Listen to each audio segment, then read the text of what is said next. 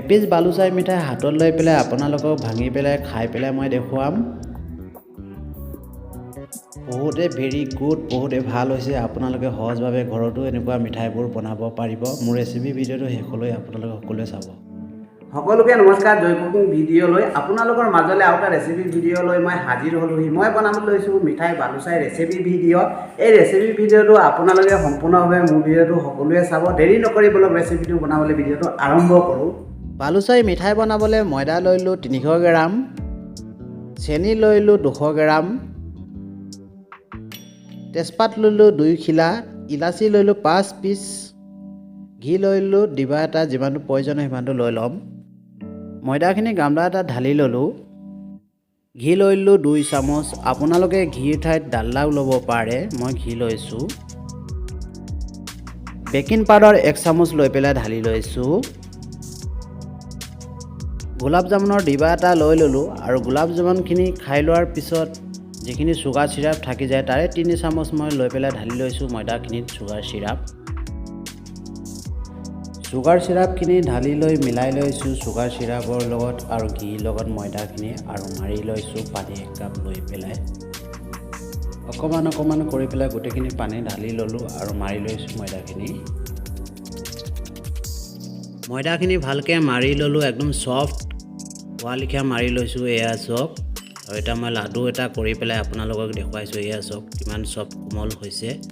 আৰু আধা ঘণ্টাৰ কাৰণে মই এইখিনি ফুলিবলৈ থৈ দিছোঁ। চৌকাৰ ওপৰত কেৰাহী এটা বহাই ল'লোঁ। 1 লিটাৰ ৰিফাইন তেল ঢালি লৈছোঁ আৰু তেলখিনি গৰম হোৱালৈকে বাকী বস্তুবিলাক ৰেডি কৰি ল'ম। এই ছাইডটোৰ চৌকাটোত হাঁডি এটা বহাই ল'লোঁ। চুগাৰ চিৰাপ বনাবলৈ 200 গ্ৰাম চেনি লৈ পেলাই ঢালি লৈছোঁ হাঁডিটোত। চেনিখিনি ঢালি লোৱাৰ পিছত আধা লিটাৰ পানী লৈ পেলাই ঢালি লৈছোঁ। চুগাৰ চিৰাপখিনি হৈ থাকক, বাকী বস্তুবিলাক ৰেডি কৰি ল'ম। কম ষ্টিমত চৌকা চুইচটো জ্বলাই লৈ লৰাই লৈছোঁ চুগাৰ চিৰাপখিনি, আৰু চেনিখিনি গলি থাকক, লাহে লাহে হৈ থাকক। এতিয়া মই মাৰি থোৱা ময়দাখিনি লৈ লৈছোঁ। মাখি থোৱা ময়দাৰ পৰা এপিচ সৰুকৈ লাডু এটা লৈ ল'লোঁ আৰু গোল কৰি লৈছোঁ। অকণমান হাতত ময়দা পাউডাৰ লগাই ল'লোঁ। ময়দা পাউডাৰ লগাই ল'লে হাতত লাগি নাযায়। এইদৰে গোল কৰি পেলাই লাডু বনাই ল'লোঁ গোটেইখিনি। লাডুটো অলপ চেপেটা কৰি ল'লোঁ। চেপেটা কৰি লৈ পেলাই হাতত লৈ ল'লোঁ আৰু মাজতে এটা ফুটা শ্বেপ দি ল'লোঁ। এয়া চাওক, এইদৰে ফুটা শ্বেপ কৰি ল'লোঁ। এনেকুৱাকৈ গোটেইখিনি পেৰাৰ ফুটা কৰি ল'ম।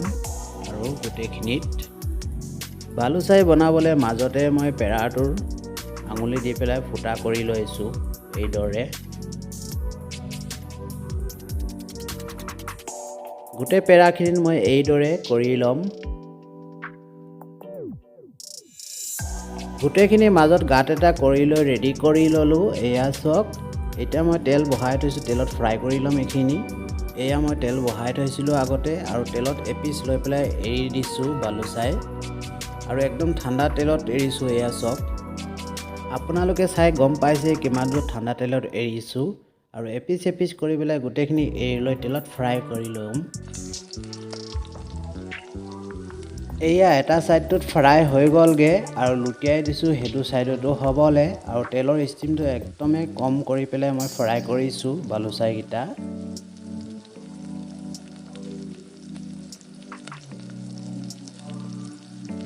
এপিচ কৰি পেলাই গোটেইখিনি লুটিয়াই দিলোঁ, আৰু এটা ছাইডত হ'বলৈ দিছোঁ আৰু হৈ থাকক। তেতিয়ালৈকে মই চুগাৰ চিৰাপখিনি চাই লওঁ কেনেকুৱা হৈছে। চুগাৰ চিৰাপখিনি বহুতে পাতল হৈ আছে, আৰু অকণমান উতলাই পেলাই ডাঠ কৰি ল'ম এইখিনি। ডাঠ হৈ থাকক, তেতিয়ালৈকে মই তেজপাত লৈ লৈছোঁ 2 খিলা, ইলাচি লৈলোঁ 5 পিচ, আৰু ভাঙি পেলাই চুগাৰ চিৰাপত দি দিম ইলাচি আৰু তেজপাতখিনি 2 পিচক।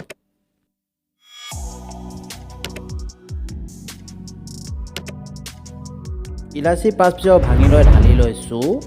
তেজপাত 2 পিচ লৈ পেলাই ঢালি দিছোঁ। অকণমান সময় লৰাই লৈ ডাঠ কৰি লৈছোঁ চুগাৰ চিৰাপখিনি। কাটা চামুচ এখন লৈ পেলাই বালুচাহীকেইটা তেলত অলপ দবাই দিছোঁ, আৰু অলপ সিজিবলৈ বাকী আছে। সিজিবলৈ দিছোঁ বালুচাহীকেইটা ভালকৈ।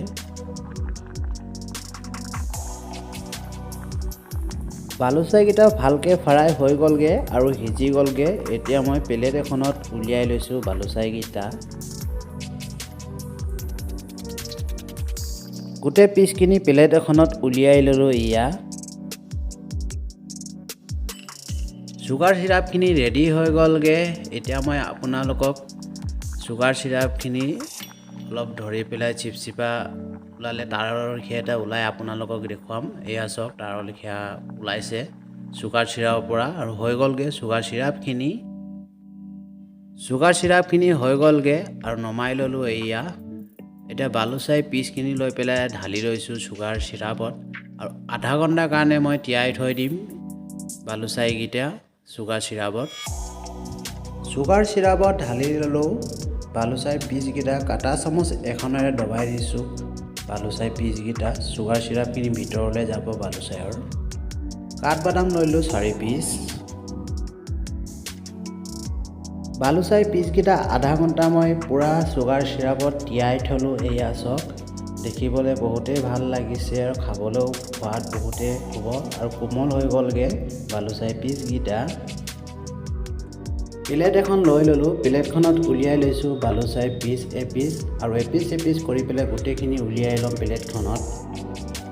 বালুচাহী মিঠাই ৰেচিপি ভিডিঅ'টো আপোনালোকে লাইক শ্বেয়াৰ ছাবস্ক্ৰাইব কৰি দিব, লগতে বেল আইকন ঘণ্টিটো প্ৰেছ কৰিবলৈ নাপাহৰিব। ফেচবুক পেজত যদি আপোনালোকে ভিডিঅ' মোৰ চাই তেতিয়াহ'লে পেজতো গৈ ফ'ল' কৰি ল'ব।